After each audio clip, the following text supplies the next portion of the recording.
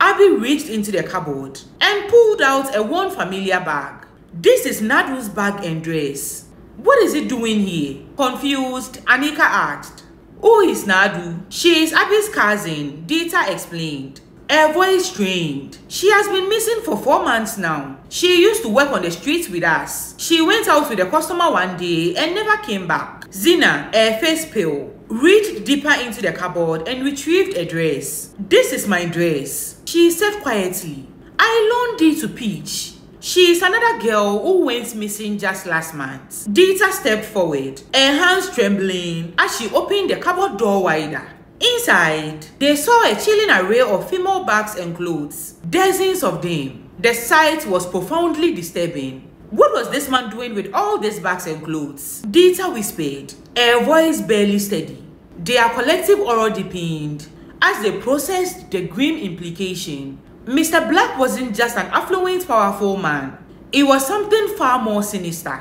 Anika's eyes darted to the bed, where Mr. Black had been lying unconscious moments ago.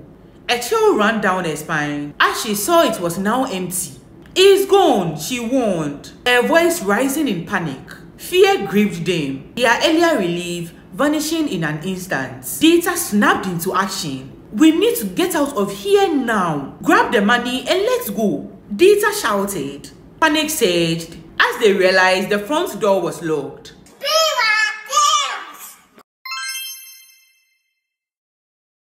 Abby began to hyperventilate while Xena wept uncontrollably.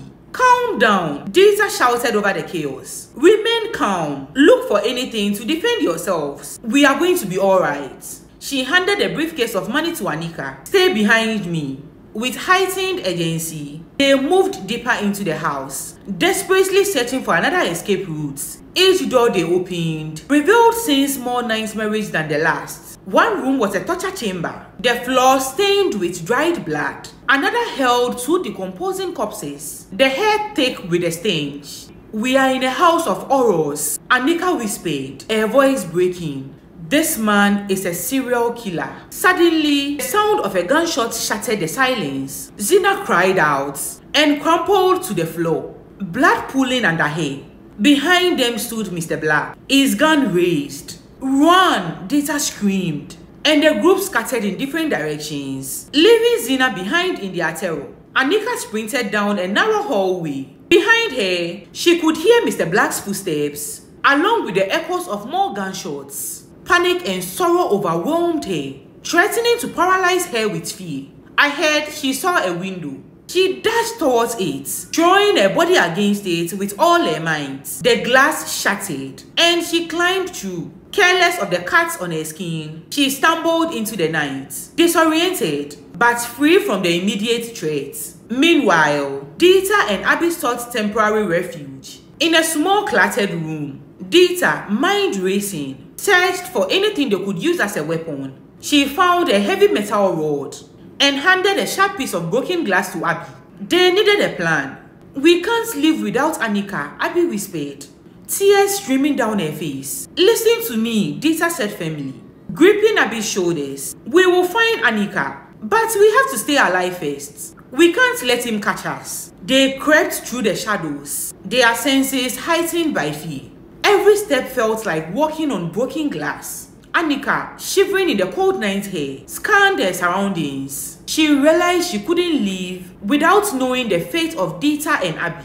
Summoning her courage, she re-entered the house through the broken window, determined to reunite with her friends and save them. Inside, the house seemed even more sinister. Anika hid in the darkness, her mind focused on finding Dita and Abby.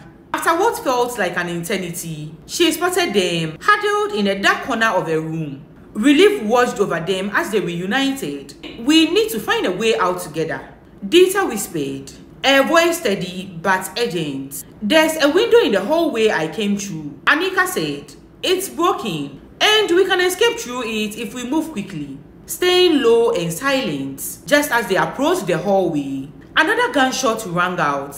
Mr. Black was getting closer. Go now, Dita urged. Anika climbed through the broken window first, followed by Abby.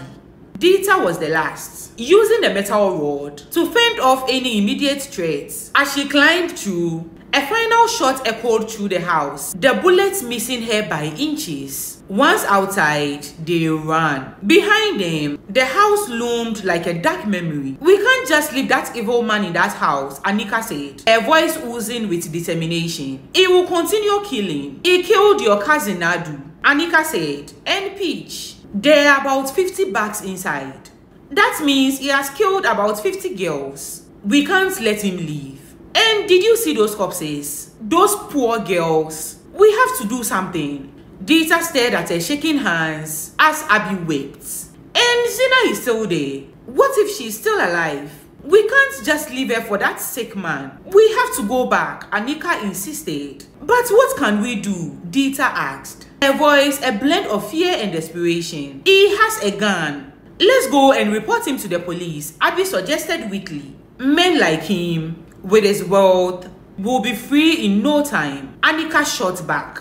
"The police don't care about prostitutes. 50 girls have been killed by this sick bastard. And what have they done about it? We have to make sure he doesn't kill again. We have to take him out ourselves. He would have killed us too tonight if Dita had not dragged him. He doesn't deserve to live. Come with me, I have a plan." Anika turned and began walking back towards the house, the weight of her resolution pressing against the knives. "Anika, wait," Dita called, but Anika pressed on, a resolve unbroken. Dita and Abby exchanged a glance, then ran to catch up with her. "What's the plan?" Dita asked, finally matching Anika's pace. "We need weapons," Anika replied. "We will use this house against him. He doesn't know we are coming back." They sneaked back into the house, their senses on high alert. Every shadow seemed to pulse with danger, every creak a warning. In the kitchen, Dita found a large butcher's knife.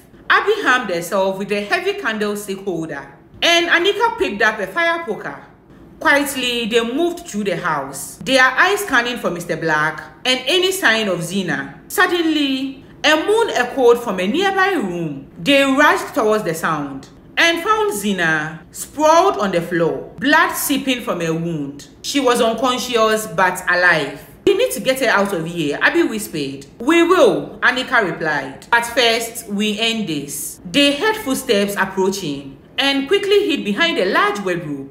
Mr. Black entered into the room, his gun ready, eyes scanning for prey. The three of them held their breath, hearts pounding. As Mr. Black passed by their hiding spot, Dita struck first, swiping at his leg with a knife. He stumbled, firing a shot wildly.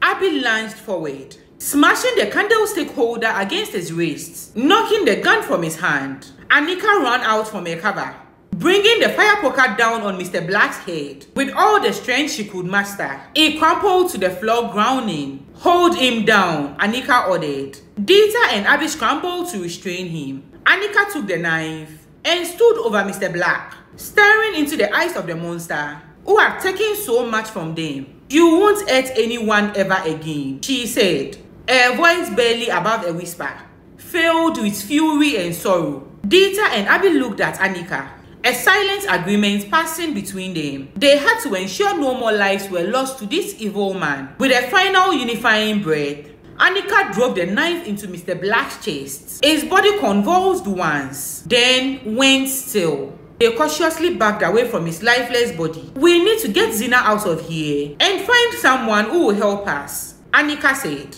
her voice steadied by their success. They carefully lifted Xena and carried her out of the house, leaving behind the nightmare that had consumed so many lives. They ran through the darkness, carrying Xena's limp body between them. They stumbled onto a quiet road, desperately flagging down passing cars, but none stopped. Finally, a truck slowed to a stop.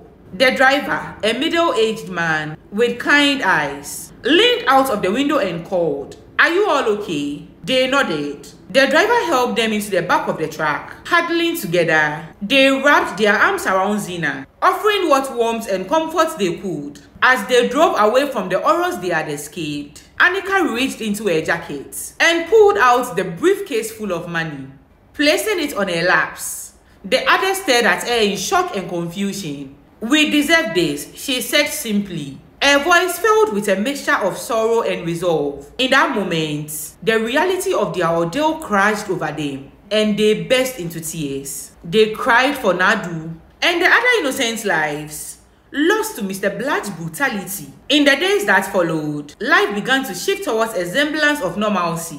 Anika used part of the money to find a safe, comfortable place for herself and her mother. Finally, she could afford quality medical care, ensuring her mother received the treatment she desperately needed. Xena's condition improved steadily under the care of a good hospital, and soon enough, she was on the road to recovery. Abby, Dita, Xena, and Anika made a pact. They left the streets behind, vowing never to return to prostitution. The money felt like a lifeline. It was their bridge to a new beginning. They invested in new opportunities, education, and businesses. Years passed, but they never forgot what they had endured in Mr. Black's house. But instead of being hunted by the past, they used it as a source of strength. They became advocates for women's safety, helping others escape lives of exploitation. Anika, Abby, Dita, and Xena emerged stronger in ways they hadn't imagined possible. The end. Thank you so much for watching, and I hope you enjoyed this video. Please subscribe and like this video for more story times. See you soon. Okay, I'm done. Bye.